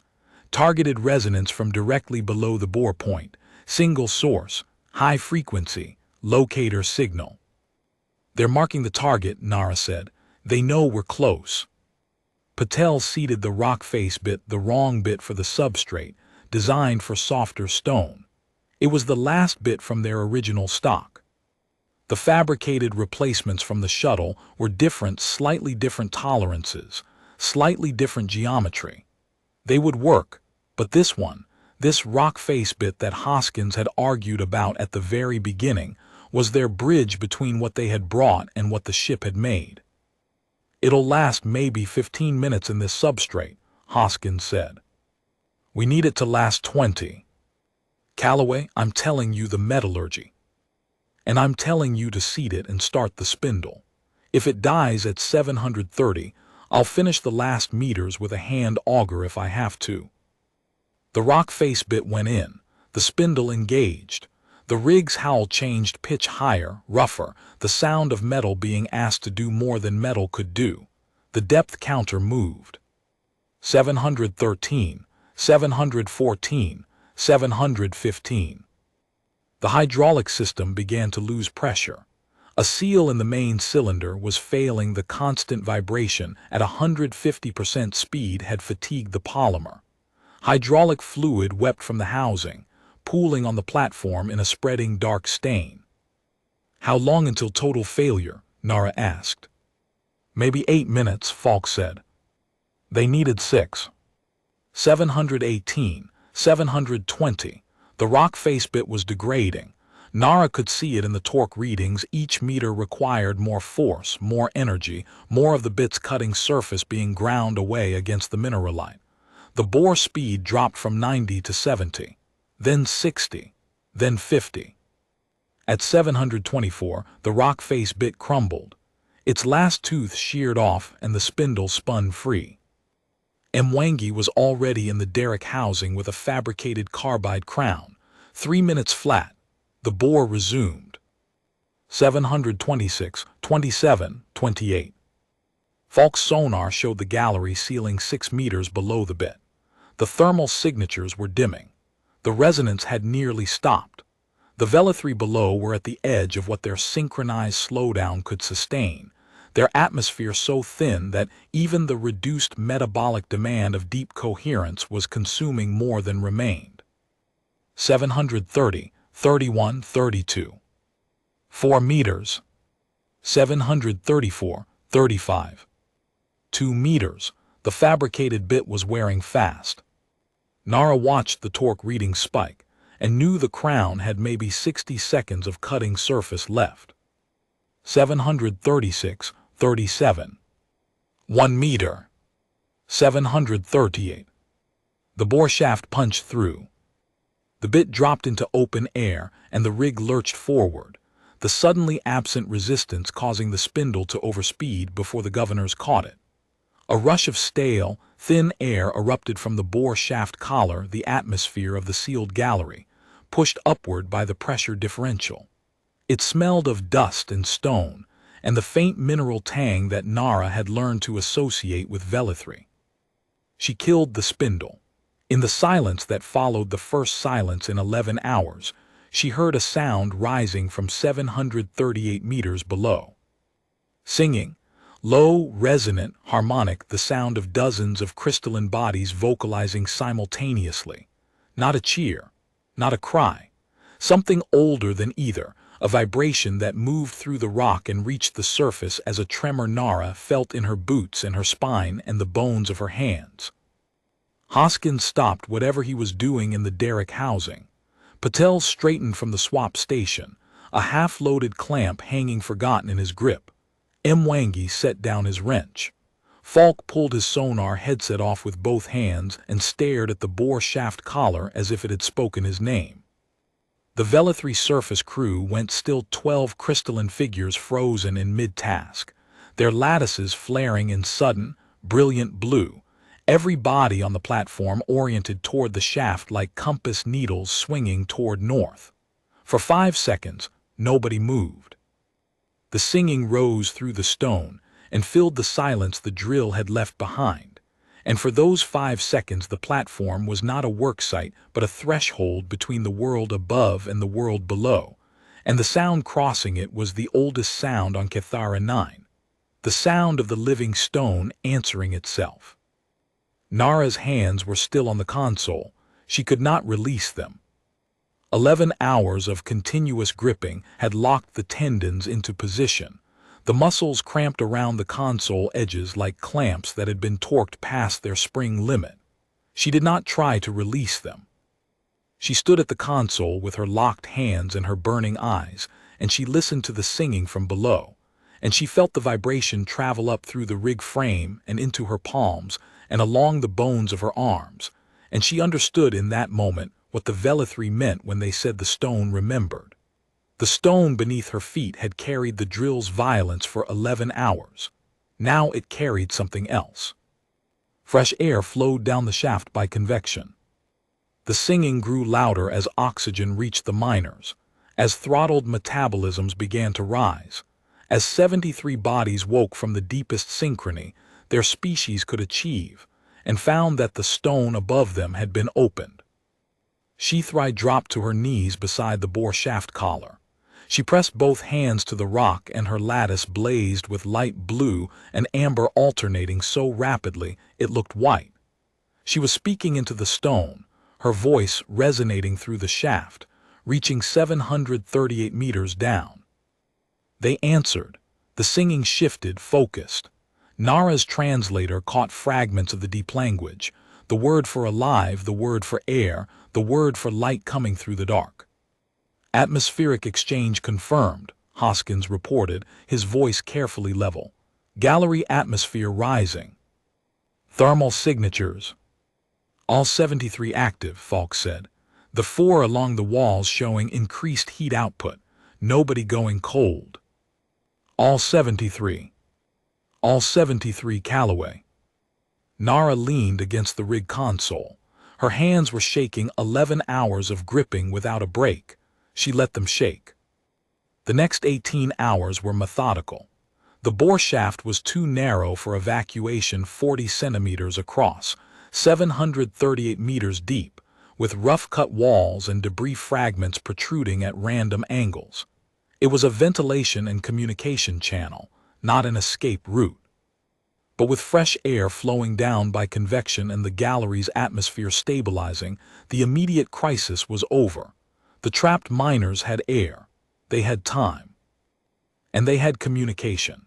Shithrai spoke with Keithais through the shaft, their crystalline voices carrying through 700 meters of stone with a clarity that no electronic system could match. The Vela-3 language did not need amplification to travel through rock. It was designed for rock. The species had evolved in deep stone, and their vocal frequencies propagated through mineral substrate the way sound traveled through water, cleanly, efficiently, losing almost nothing over distance. Nara listened to the exchange through her translator. She sat on a cargo crate near the bore shaft collar, her body finally registering the accumulated punishment of 11 hours at the console. Her hands were locked in the shape of the console edges, the muscles refusing to unclamp even though there was nothing left to grip. Her back was a single continuous ache from shoulders to hips. Her eyes burned from the grit and the hydraulic vapor, and the constant strain of reading gauges in emergency lighting. She had eaten nothing since the shuttle ride down. She had drunk 2 liters of water in 11 hours, all of it consumed in 20-second intervals between bit swaps, without taking her eyes off the depth counter. She was 43 years old. She had been doing this for 19 years.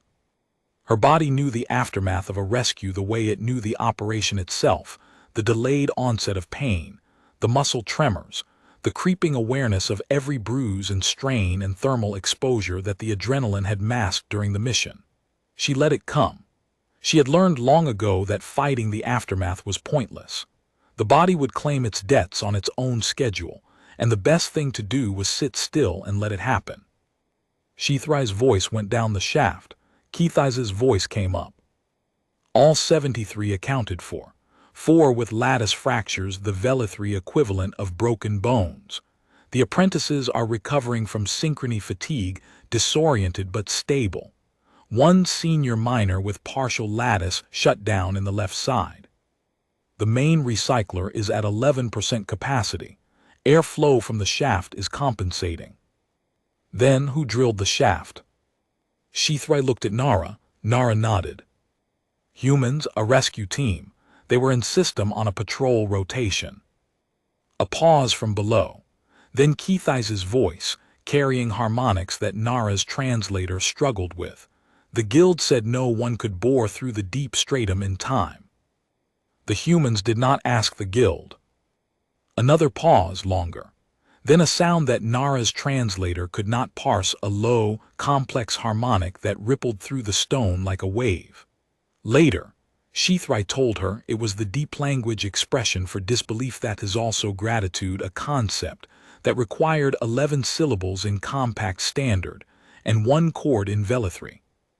Captain Vasic brought the Resolute into low orbit and dispatched a second shuttle with medical supplies, additional power cells, and a relief crew that included a full trauma team under Akoro. Nara had not asked for the relief crew.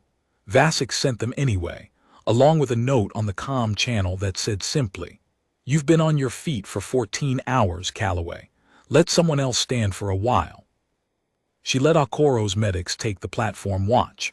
Hoskins turned in his maintenance log to Akoro's quartermaster, 4 pages of cramped handwriting documenting every override, every improvised repair, every component pushed past its rated life. The quartermaster read the first page, looked at the rig, and asked Hoskins if he was serious. Hoskins said the log was conservative. Falk packed his sonar equipment, methodically disconnecting cables and stowing sensors in their padded cases.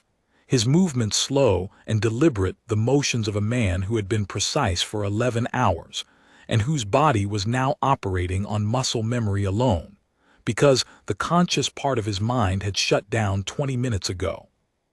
Mwangi sat against the derrick housing wall with his eyes closed, his gloved hands resting on his knees, his fingers still curled in the shape of the pneumatic clamp he had operated 112 times in 11 hours. Nara did not sleep. She sat on a cargo crate near the bore shaft collar and listened to the voices traveling through the stone sheathray above, Keith's below, the occasional low harmonic from the miners as they emerged from synchrony, and found that they were still alive and that someone had cut a hole through the world to keep them that way. Nara's team lowered supplies through the bore shaft on a cable winch. Water purification tablets, nutrient packs calibrated for Velithri metabolism, silicate mineral composites that Akoro had researched during the shuttle ride down, and formulated from the ship's stores, a portable atmospheric scrubber to supplement the failing recyclers, and thermal blankets designed for human physiology but functional enough to help the younger Velithri whose lattice temperatures had dropped during deep synchrony. Each item was lowered 738 meters on a cable, a slow descent into darkness, and each time the cable went taut with the weight of a received package, Sheathray relayed a word from below, received. The Velithri tunneling crews began cutting a proper evacuation passage from the upper gallery, working laterally along a safer route that avoided the collapsed section entirely. Falk helped design the route, cross-referencing his sonar data with the guild's geological surveys to identify the most stable path through the substrate.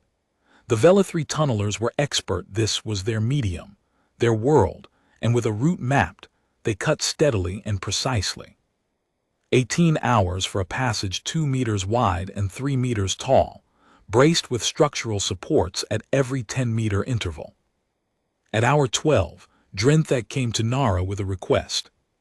The young miner who had helped Patel at the swap station had been working continuously since the humans arrived, and his lattice had begun to show stress patterns, hairline fractures of light running through the green veins that indicated fatigue in a silicate body. He was not asking for rest. "The foreman below Keithais is my cohort elder," Drenthak said. "We entered the guild in the same year. We cut our first seam together. He is the one who taught me the crosstalk pattern I showed your technician." Nara waited. "When the evacuation passage opens, I would like to be the first through. To reach him, it is a Velithri obligation. When one of your cohort is in the stone, you go to them." "When the passage opens," Nara said, "you'll be first through." "I'll make sure." Drenthak's lattice pulsed once, a brief, bright green that faded quickly. He went back to the cable winch station, where there was nothing left to swap, but where he could be useful maintaining the supply line that fed down the bore shaft. The Mining Authority's assessment team arrived at hour 14, 34 hours ahead of their original estimate. 3 heavy-lift shuttles descended through Cathara 9 thin atmosphere carrying tunneling rigs, structural bracing materials, and a staff of 40 mining engineers and geologists. The fleet had been assembled in under 6 hours, which told Nara that the original 48-hour timeline had not been a hard limit, it had been a bureaucratic default, the kind of number that organizations produced when the problem felt impossible, and no one wanted to commit resources to a failed outcome. Someone high in the guild's chain of command had evidently recalculated after learning that a 5-person human rescue team with a single drill rig was already 700 meters into the problem. With the heavy equipment came a senior guild official named Corvethes, a massive Velithri whose crystalline lattice was shot through with veins of deep amber mineral that marked him as ancient by their species standards. He stood a full head taller than Sheathrai, and his body's luminescence was muted the deep, steady glow of a lattice that had been crystallizing for centuries. His presence on the platform changed the atmosphere among the Velithri surface crew, the way a flag officer's arrival changed the atmosphere on a warship bridge. Everything became slightly more formal, slightly more measured, the ambient pulse of the nearby miners shifting to a slower, more respectful frequency. Corvethes walked the length of the platform before approaching Nara. He examined the rig, the warped spindle housing, the cracked bearing mounts, the improvised hydraulic drip line still weeping blue haze. He examined the bore shaft collar, the rough-cut opening, the emergency casing pipe visible where the shaft wall had been reinforced. He examined the fusion cell, its casing still warm enough to radiate, its thermal venting frozen in the red position, the override cable that Hoskins had rigged still connected. He examined the swap station, the empty bit cases stacked 4 high, the ruined crowns piled in a disposal crate, the pneumatic clamps scored and pitted from 11 hours of continuous use. He saw the evidence of everything they had done, written in metal and stone, and the degraded surfaces of equipment that had been used far beyond its design intent. Then he looked at Nara. "You drilled 738 meters of mineralite in 11 hours. The rig did the work. The rig is rated for 400 meters of class III substrate at half the speed you achieved. You ran it to destruction." "Yes." "You detonated an explosive in a live rescue bore above a populated gallery. A shaped charge, tamped and directed. You overrode the thermal safety on your power cell." "Yes." "In 4,000 years of Velithri mining, no one has bored 700 meters of mineralite in under a standard rotation. The substrate does not permit it. The equipment does not survive it. We weren't doing physics, we were doing rescue." Corvethes was quiet for a long time. When he spoke again, his voice had shifted to ceremonial register. "The Velithri word for what you did does not translate cleanly. The closest equivalent is a compound. She, who turns the stone until the stone gives way. It is a title. It has not been granted to a non-Velethri in the 4,000 years of our mining history. Nara did not know what to say to that. She was not a person who collected titles or sought recognition. She was a rescue engineer. She drilled holes through things that needed holes drilled through them, and she brought people out alive, and she filed the paperwork afterward. The title Corvethas was offering her was not paperwork. It was something else, something that lived in the stone the way the Velethri's voices lived in the stone. Something that would outlast the paperwork and the after-action reports and the equipment manifests and the memories of everyone standing on the platform. She accepted it the only way she knew how. She said, "Thank you." And she meant it, which was something she did not always mean when she said it. Corvethas's lattice pulsed once a single, deep amber wave, and he turned to join the tunneling operations. His engineers had already begun extending the passage that Falk had designed, bringing the heavy bracing materials and the professional-grade boring equipment that would finish the job properly.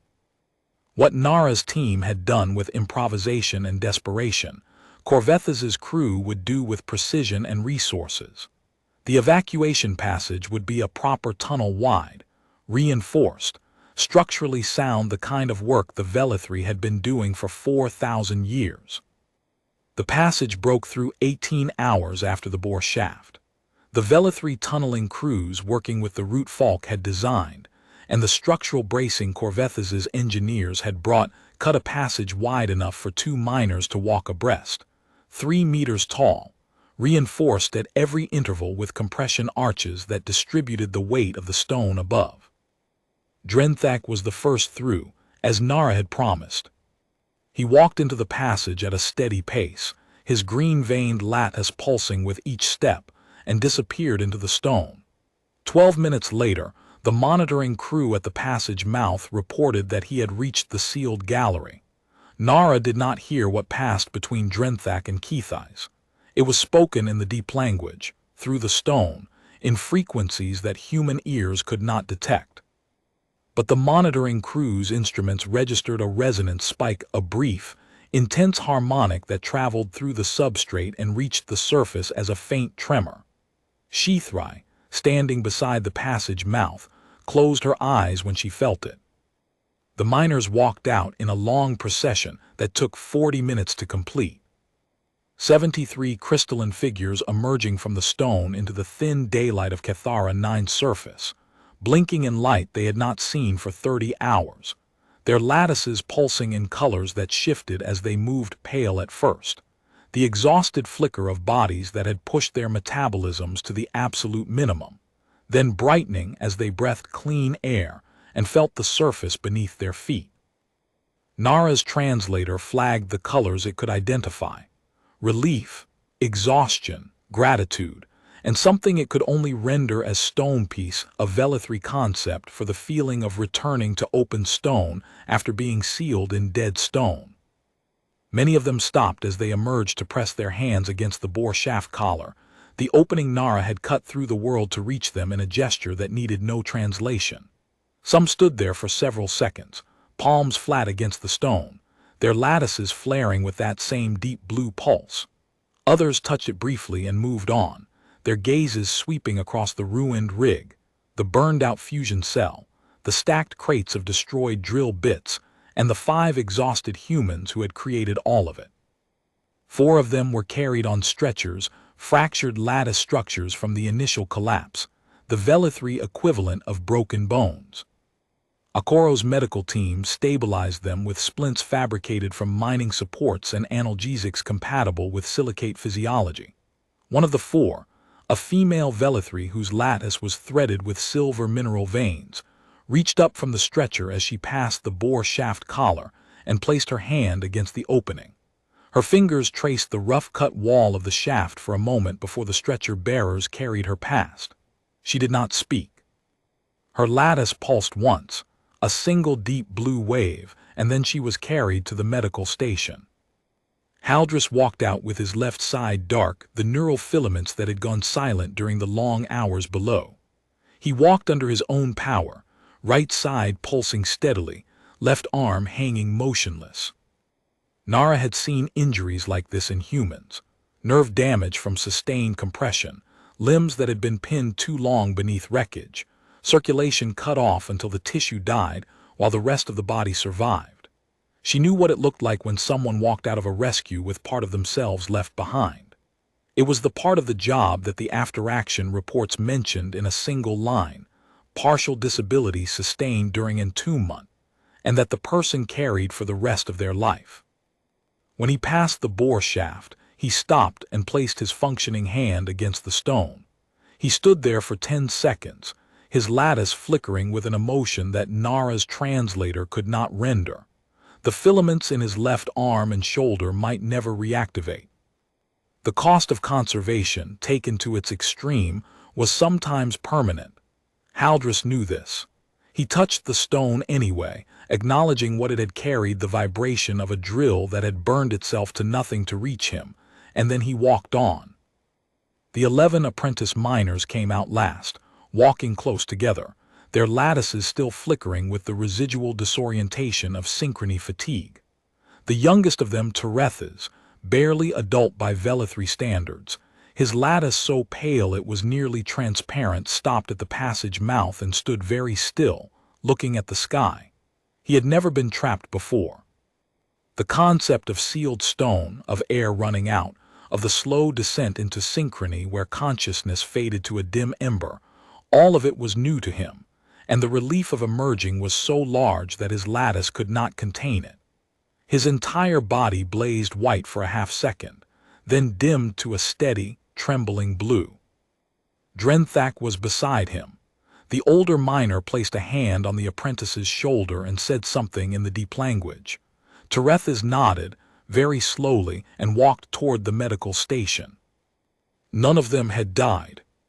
Not in the collapse, not in the 12 hours of entombment, not in the final minutes when the air had thinned to nearly nothing and the youngest apprentices had begun to surface from synchrony, their metabolisms demanding oxygen the gallery could barely provide. 73 went in, 73 came out. Keith's was the last through. The gallery foreman emerged from the passage with his lattice dimmed to a faint amber thread, his body showing the deep metabolic cost of 11 hours, spent holding 72 other lives in coherence. He walked to the bore shaft collar and placed both hands against the stone. He stood there for a long time, his lattice slowly brightening as the clean air filled his lungs and his body began the long process of recovery. Then he turned and looked at the rig, the ruined, burned-out, overdriven machine that had done what 4,000 years of Velethri mining history said could not be done. He found Nara by the shuttle pad. She was loading the last cargo pod, the empty crates, the destroyed bit cases, the tools that had survived when the foreman's shadow fell across her work. She straightened and turned, and for a moment the two of them stood facing each other in the thin daylight of Cathara 9, a crystalline being whose body still flickered with the residual stress of holding 72 lives in coherence for half a day, and a human woman with numb hands and burned eyes and a spine that felt like hammered iron. "My apprentice Tereth's broke from synchrony 3 times, Keith's said. His translated voice was flat, but the harmonics beneath it carried frequencies that Nara's equipment could only flag as significant without being able to decode. Each time, the cost to the group was severe. The 3rd time I was not certain I could bring him back." He paused. His lattice flickered a complex pattern of amber and blue that Nara's translator did not attempt to render. "I could feel your drill above us for 6 hours. I could hear the bearings failing. I could hear the bits shattering. I could hear your equipment dying, and I knew because I am a miner, and I know what equipment sounds like when it is being pushed past its tolerances, that you were destroying your own rig to reach us. Every component was running beyond its design limits. Every system was failing. And the drill kept turning." "Yes." Terethes is alive because the stone opened 17 minutes before the last apprentices would have surfaced from synchrony entirely. 17 minutes before the oxygen cascade would have begun, the one I could not stop. I have calculated this number several times since the passage opened, and each time it is the same. 17 minutes. 17 minutes, Nara said, and you drilled for 11 hours to earn them. The foreman was quiet for a moment. Then he reached to his own thorax and detached something Nara had not noticed, a small crystalline formation, roughly cylindrical, embedded in the mineral layer above his sternum. He held it out. This is a core stone. Every Velethri miner carries one. It forms during the first year of deep mining work, crystallizing from the substrate we metabolize. It is unique to each miner. The mineral composition of every stone face we have ever cut is encoded in its structure. It is the most personal object a Velethri possesses. He placed it in Nara's hand. It was warm not from his body heat, but from some internal property of its crystalline structure. It hummed faintly, a vibration so subtle it was almost imaginary but absolutely real. I worked alongside a human engineer once, Keithay said. A geologist named Tors. I did not understand her. I understand now. He did not explain what he meant. He did not need to. The core stone in Nara's hand was warm and humming, and it carried in its crystalline lattice the record of every stone face that Keithais had ever cut, every seam he had opened, every tunnel he had carved in 30 years of deep mining. It was his life's work encoded in mineral. He had given it to a human he had never met before today. Among my people, Keithai said, the stone remembers. Sheathrai found Nara as the team was finishing loadout. She held a second object, a fragment of polished crystalline stone, translucent, shot through with amber and blue veins. A core sample from the 700th meter of your bore shaft. The stone at this depth carries the harmonic signature of your equipment. This stone will remember your drill for as long as it exists. In the case of mineralite, that is functionally forever. Nara held both stones, Keithais's core stone in one hand, Sheathrai's bore sample in the other. One carried the memory of those who waited.